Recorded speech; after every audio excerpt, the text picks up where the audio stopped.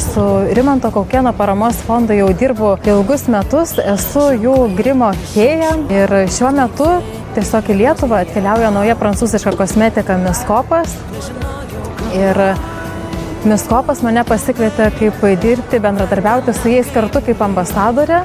Tai aš pati organizuoju kreatyvinio makiažo konkursus vaikams ir man tiesiog kilo tokia idėja sujungti naują brendą Miskopo su Rimanto Kaukėno paramos fondo vaikais, imtis šios gražios iniciatyvos ir padaryti didelį makiažo renginį. Man atrodo, apskritai šiandien tai tikrai buvo labai nuostabi diena.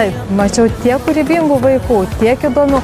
Mane nustebino tai, kad kai kurie vaikai net atsinešė savo herojus, buvo pasidėję ant stalų ir tiesiog perpieždinėjo savo herojus. Tai man toks įkvepiantis, iš tikrųjų fainas, linksmas, daug spalvų, blizgučių, fainas renginys.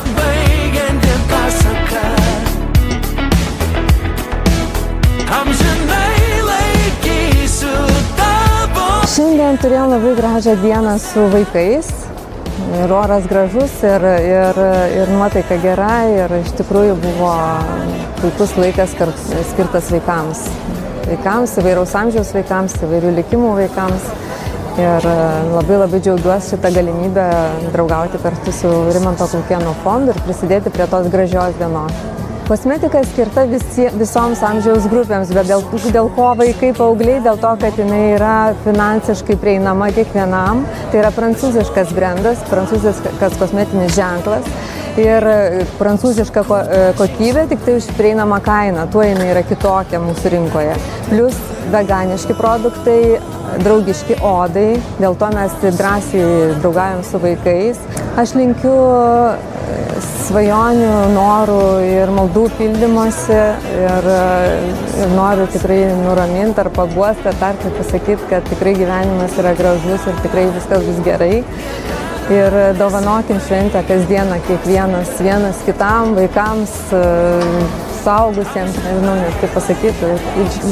Džiaukime, švęskime, būkime laimingi ir vertinkim, ką turim.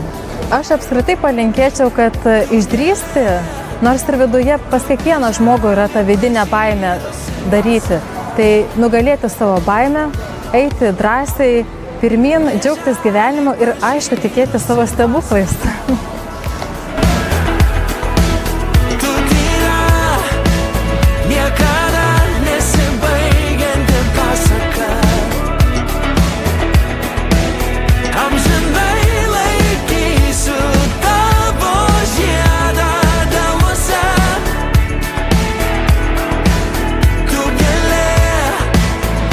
Ačiū, kad esate su mumis. Kartu tampame viena širdimi, kuri keičia pasaulį.